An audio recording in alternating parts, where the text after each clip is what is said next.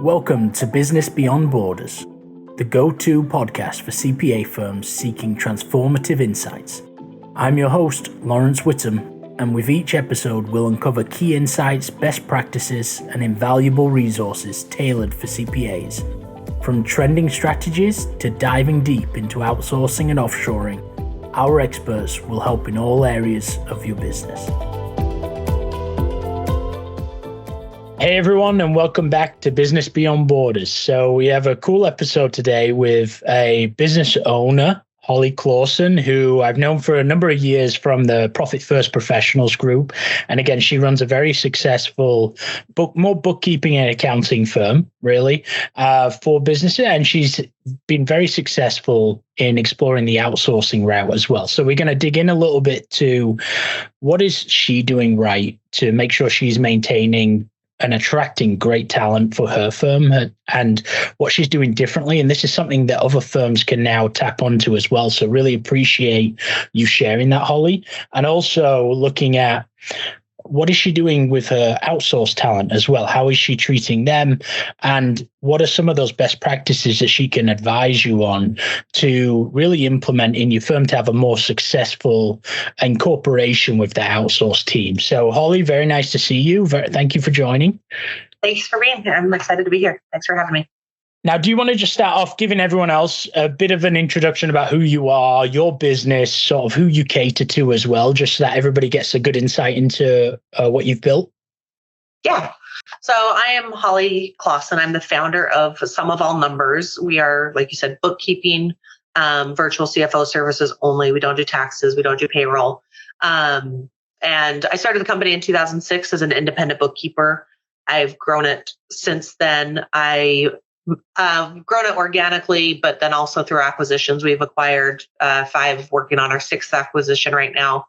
So grew it to the point that in 2020, I was able to step away from the business and didn't work. I was retired for 3 years and had 2 babies in the process. And then I just came back to work very part-time last year to acquire a business and help with that transition. And then now I'm back more involved now as the visionary. So we run on EOS system. I can't remember what it's called. But so I'm the visionary of the business. I don't do any of the implementation. I just come up with the big, hairy, audacious ideas and then make other people implement them. So. And it's great. I mean, I think that's a big differentiator as well, though, that is probably partly to do with your growth, right? I mean, is working on the business rather than in it in a lot of cases. And you were able to separate yourself entirely at one point, which is great.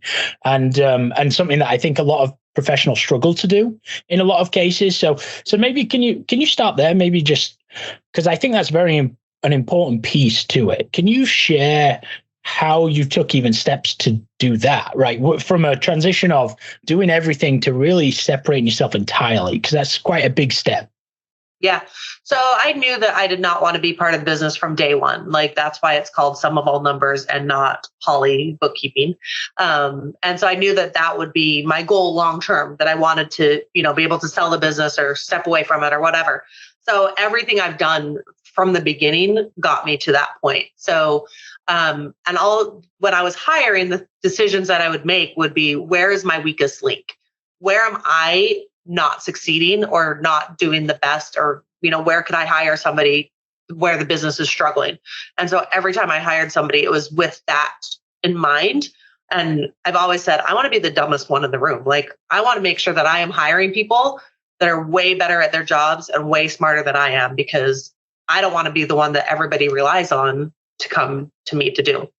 Yeah. And so from 2006 to 2020, we did that. Like we had huge growth until about 2014. We took it from 0 to over $1 million in revenue, which for a bookkeeping business at the time was very small. Like that was big. Like when I started this company, first of all, there's no cloud. Second of all, there was like no large bookkeeping only companies out there. And so the fact that I even wanted to hire more than one bookkeeper to work for me was pretty audacious. Yeah. And so, I built it to that. And then from 14 until 20, I really focused on building a team that could keep the business running, that we had the right people in the right seats, that they could do what they needed to do. And I didn't have to have everyday instructions for there. I had some family health issues that came up along the way for both my husband and myself.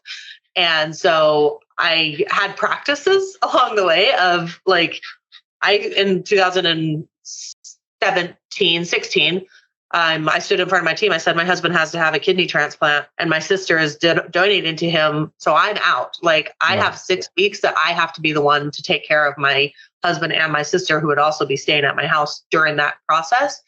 And so I said, you guys have 6 weeks to not run this business into the ground. Like I hope to come back and everybody can still have a job because it's still operating. Yeah. And not only did they do it, but they grew it. Wow. And so that was a good test to see if it was possible.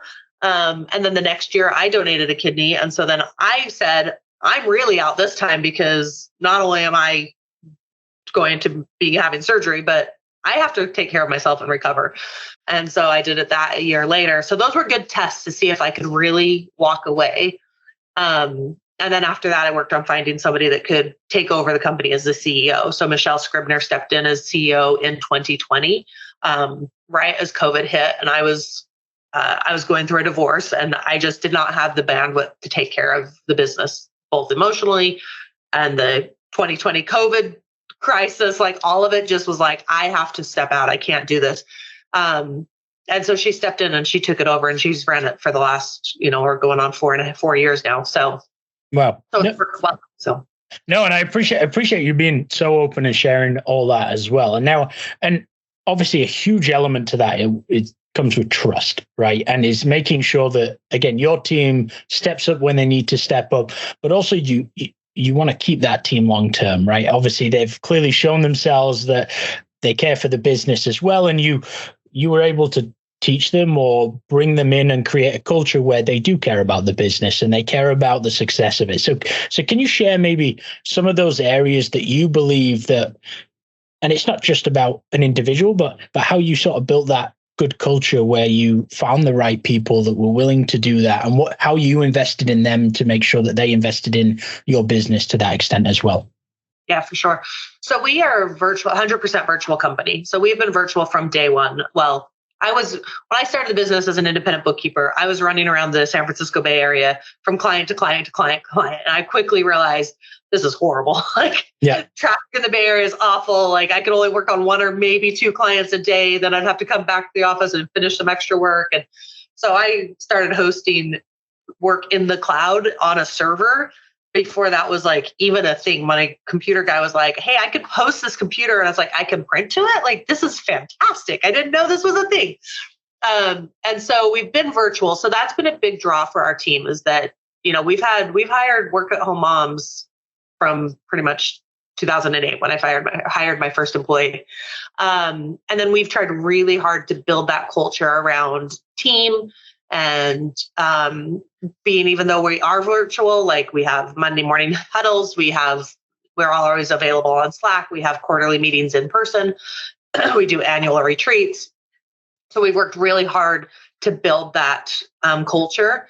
COVID was hard for us because we were used to getting together in person, which obviously is for everybody. And so for 3 years, our culture kind of struggled because of that, because we got out of the habit of getting together in person during 20 and 21, and then getting back into that was difficult. And so, but we've gotten back to that. And that's a big part for us, is that, we act like we're in an office, even though we're not. But then we offer the flexibility for people to be able to work when they want. And I mean, they have certain hours parameters that they have to work in, but if they have to take off to go to their kids' field trip or to go to a soccer game, or, they can do that. So, and then we offer unlimited paid time off, and we offer a lot of benefits, along with, the work from home side of things and that team culture.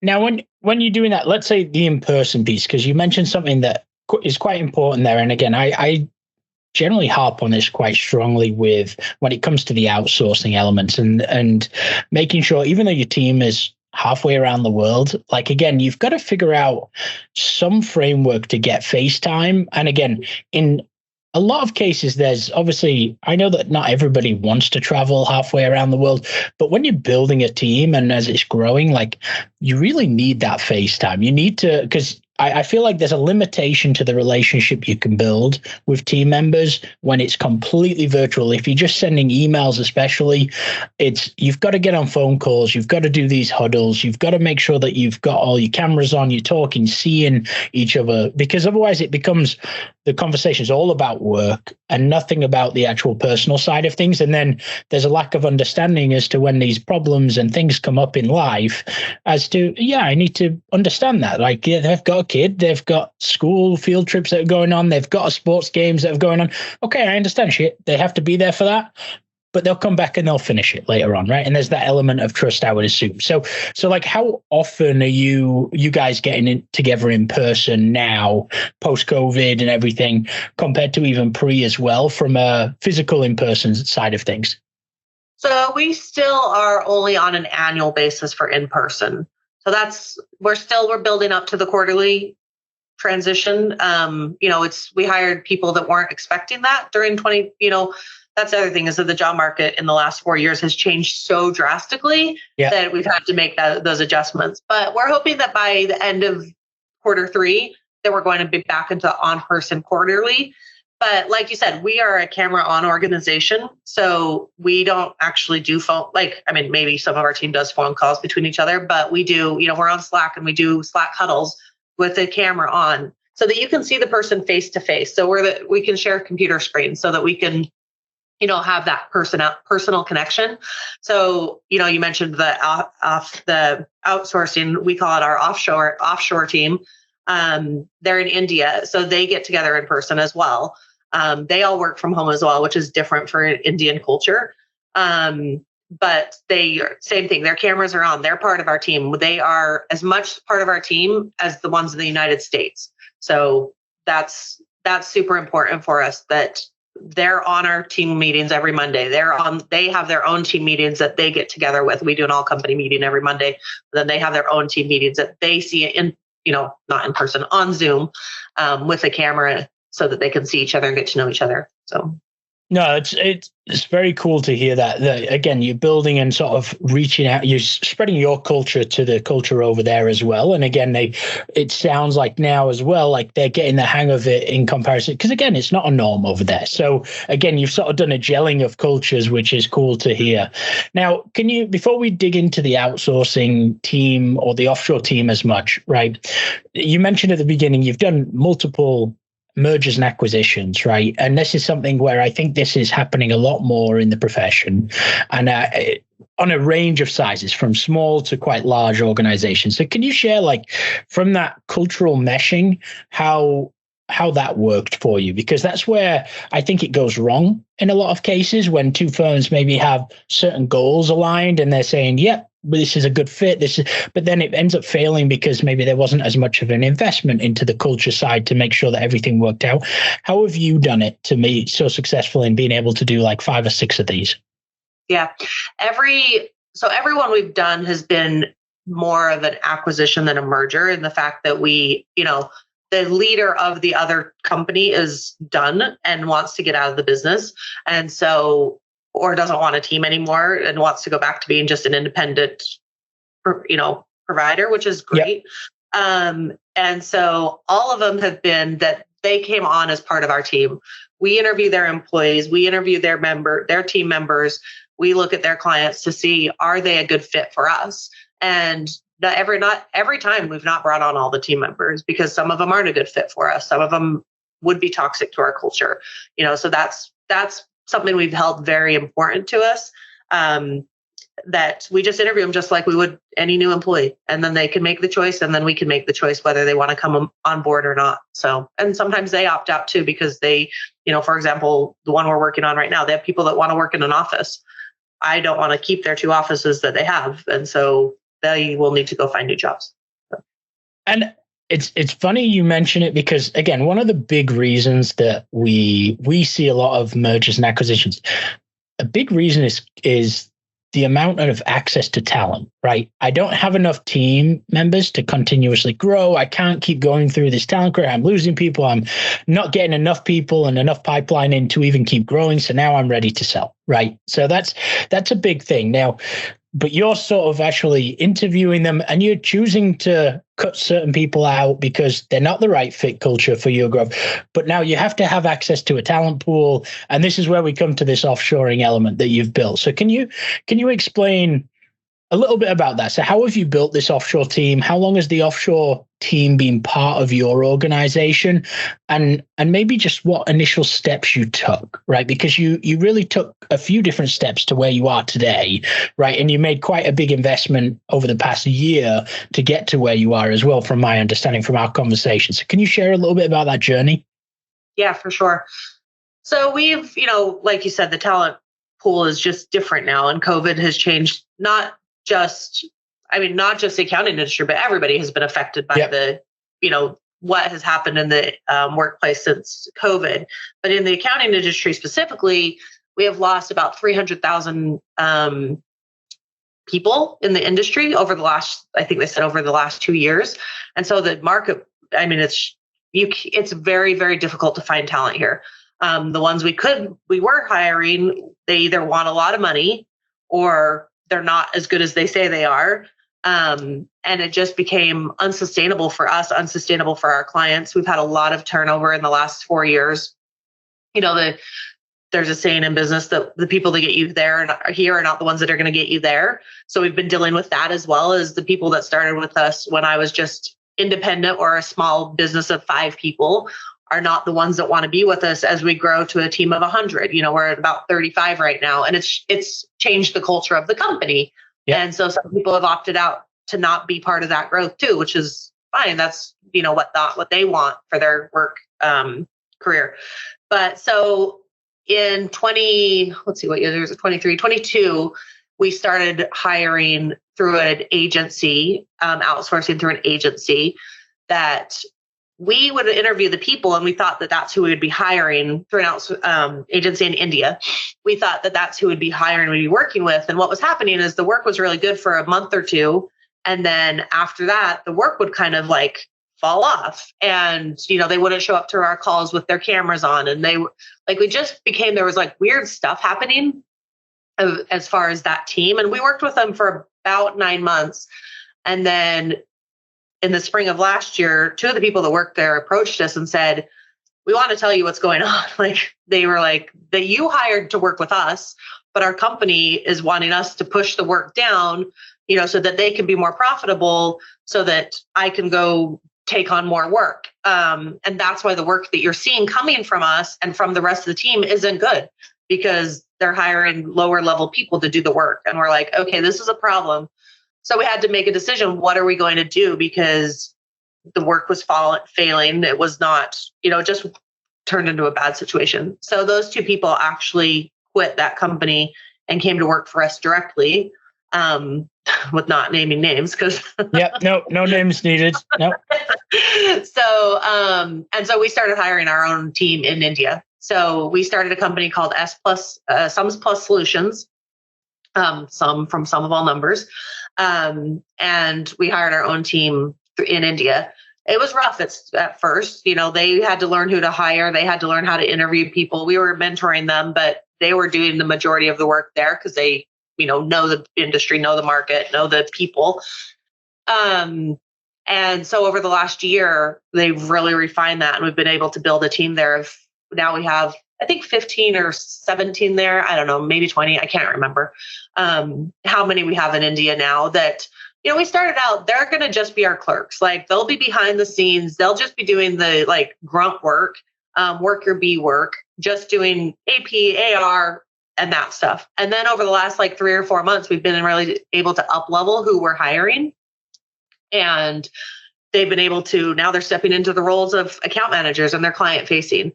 And we no longer put in a limit on the roles that they can have here at Sum of All Numbers and the work that they can do, because they're just as talented as, if not more, than the people that we can hire here in the United States. So we're very careful to make sure we pay them well. We're I'm like anti the, like, there's a culture there of almost slave labor that, they're used to working 6 or 7 days a week, working 10, 12-hour days and not getting paid that well. And so we said, we're going to pay them well. We're going to offer them all the benefits that we can offer them. We're going to give them all their holiday pay. They're going to get the United States holiday pay as well. They get paid time off. They work from home. And they can grow within our company. And so we've hired, our team of 20. We are now offering it to the rest of the world as far as other accountants and bookkeepers that the same value. They get the person that we find for them. We find them 3 people. They can interview those 3 people. They can choose who they want to work with. And that's the person that they get to work with. We provide them all of the employer of record and the computers and all of that stuff. They don't have to worry about any of that. And it's working great. Like, people are very happy with it. We're super happy with it, and you're getting your team at a fraction of the cost.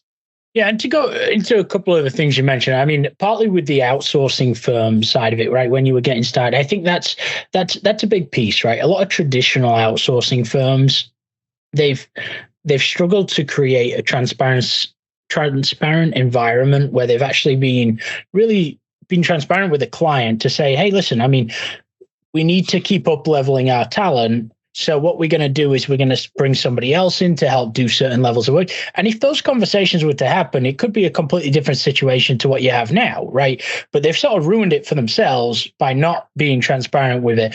And also, they haven't put the right controls in place as well, because now that person that they've moved up that maybe would have been still communicating with you or collaborating in some way and being the face, they maybe weren't ready to necessarily have team members under them to be able to review, right? Which is where you saw the discrepancies in the work. So it's very important to set expectations and again, from the outsourcing firm side, if you're going that route first, to really be very clear on, if that's the person that you want, you've got to work with the right organization that's not going to treat it like a BPO style, business process outsourcing, which is what they did for you, right? In that sense. And really, you've got to push for that transparency with them, right? And really just make sure there are regular calls and everything.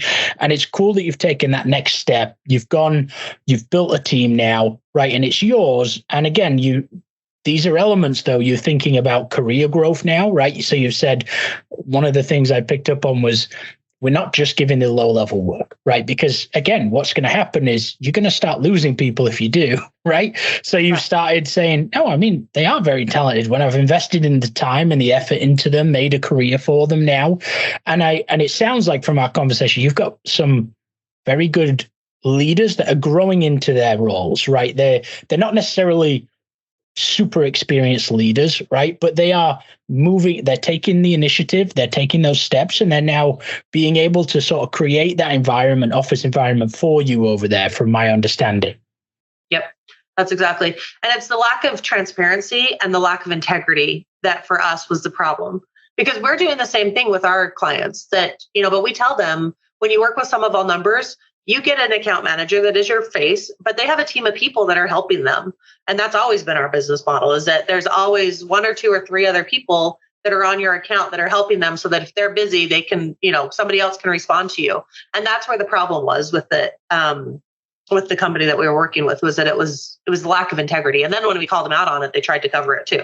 Yeah. And I was like, we're not playing this game. So for us, it's a big I mean, at the end of the day, you get an idea for it, right? And it's very clear when somebody's doing a certain level of work and then it just drops off and stuff. It's very different. You can't just hide it, right? It doesn't work. So for a loop, because we weren't expecting it.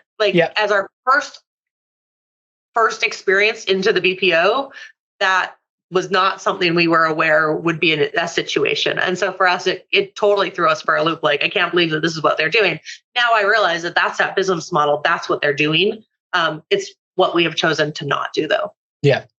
No, that's great. And now, can you share, as we sort of start to wrap up, can you share maybe a couple of best practices that you've learned over this past year with your current team as well? Like, what have you really seen that was a couple of biggest challenges that you faced, I guess, just with the incorporation? Was it training your team about how to manage the team members over there from a cultural or a expectation perspective? Like, what were a couple of those problems that you faced, and what are best practices you put in place to help with that? Yeah. So the cultural thing was a big deal. There was a lot of hurdles there that we had to overcome that we were not aware of. Hindsight's always 20/20. You don't know, you don't know. And so having our team members there that were our leaders, that were very open with us about, like, we can't do these certain things here the way you do them there because of the way our culture is. So that was big. Treating the people that work for us as people and not robots or, nameless people behind a screen, machines. Exactly. That was huge for us. And what we wanted to encourage and what we wanted to provide to the rest of the industry as well, is that you get a person, you don't just get a machine. We take care of them just like we take care of our team here in the United States. There's no difference. They are part of our team. From day one, they're part of our team. Training them on, they know the tax laws, they know how American business works. But it's training them on how it is to be part of a team that is positive and encouraging. And, some of them have gone on to get their, they don't call it CPA. I can't remember what they call it. The CA chartered accounting degree. Yep. Yeah, exactly. To get their CA. And so, we've encouraged them to have that growth and to be able to move up within the company, which has been huge for them. And again, like I said, they get to work 5 days a week. One of the things we started at first was that they were working Pacific time hours, which was hard for them because they were working nights. And so we lost a lot of good people because they couldn't handle it with their families, and which I totally get. Like, I would never work nights. I could never function like that. And I think that's about 4 a.m. IST, Indian Standard Time, roughly, right around that time frame. Yeah. From a Pacific, they're like 12 and a half hours off from us, which is also another mind shift to go 12 and a half hours. Like, was there a half hour in there? I haven't figured that part out. Yeah. But so that part was rough. And so now what we've done is they work Eastern time, which is a good mix for our clients here in the United States and for them, because they start work at like 9 o'clock at night and go till 2 o'clock in the morning, or, something around that. Yeah. Give or take. Like that. So it's just, they can get a more normal schedule. They can be up with their families during the day. It's like not quite as rough of a schedule. I have a team members here in the United States that work that same schedule because it works for their families too. Yeah. And I was talking to a manager, quite a senior manager over there the other day. And again, his life for the past 10 years has been a night shift. And he explained it in a sense of, he's got kids, he gets to drop them off at school. He gets to spend all day like when they're coming back, he gets to spend the evening with them, and then he goes to work, right? So it just works for some people. And again, they've got used to it in a lot of cultures. But again, it's same way as you're flexible with your team here. I'm sure you're flexible with them there. If there are things to do, and okay, go do it. But then there's work to be done at the end of the day. Everyone manage your own deadlines accordingly and everything. And that, as long as you trust them, then it becomes a good environment, right? So now, Holly, really appreciate you sharing it. I think final question, just to wrap up, because I think this won't help, like, it's not a fit for everybody, right, from that perspective. But can you share the structure that you have a little bit, right? Because I like how you've segmented it with some of your team leaders and managers internally, and how you've segmented them, the offshore team as well, because you've distributed it very well, which has helped with that transition, in my opinion. So can you share that approach? Yeah, so we call them silos, but they're teams that we have a lead client account manager who is controller, CFO level person. And then we have account managers who are the ones that are really customer facing. They're the ones that work with the clients day in, day out. And then we have clerks underneath them, accounting clerks. And we have a couple different level of clerks as they come in to our team in India, because that's how things are structured there, where they have more like one level, clerk one, clerk two level, more beginners. Titles are very important. They are very important there. That's a cultural thing that we have learned, is that they're very important. They are very set on what their title is.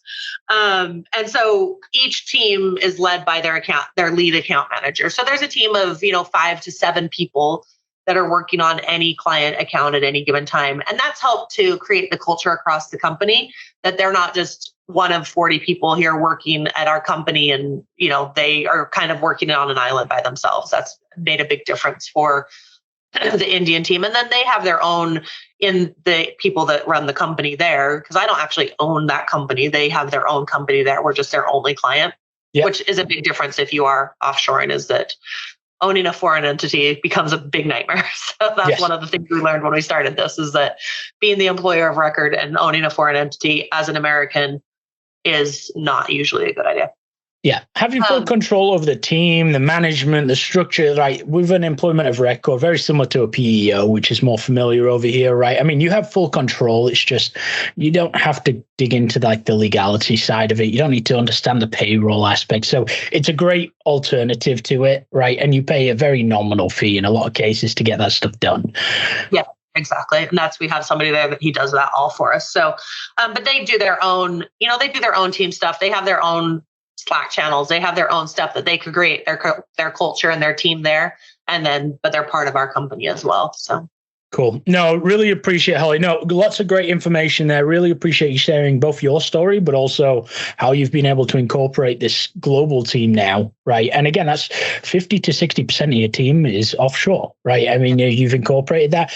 And again, not to get into the details, but I'm sure that's had a huge impact on being able to pay people here in the US as well more in cases and hire more senior talent, and also have a better bottom line in some cases as well. And it's not the most important aspect, but it's helpful from a business perspective, right, at the end of the day. So, but no, really appreciate it, Holly. And where can people find you if they've got any questions, if they want to reach out, what's the best place? They can find me on LinkedIn. If they want to email me, they're welcome to email me, holly@sumofallnumbers.com, or on LinkedIn was a great place to connect to. Okay. And I'll definitely post those links to the description. And again, thank you everyone for joining. And thank you again, Holly. And we'll look forward to seeing everybody in the next episode of Business Beyond Borders. Thank you. Thanks. Thank you for tuning in to Business Beyond Borders. I'm Laurence Whittam, and it's been a pleasure bringing you impactful insights tailored for the modern CPA firm. Remember, the world of accounting is vast and ever evolving, and we're here to navigate it together. For more resources and episodes, don't forget to subscribe and reach out to our experts. Until next time, keep pushing the boundaries of your business and explore the limitless possibilities beyond borders.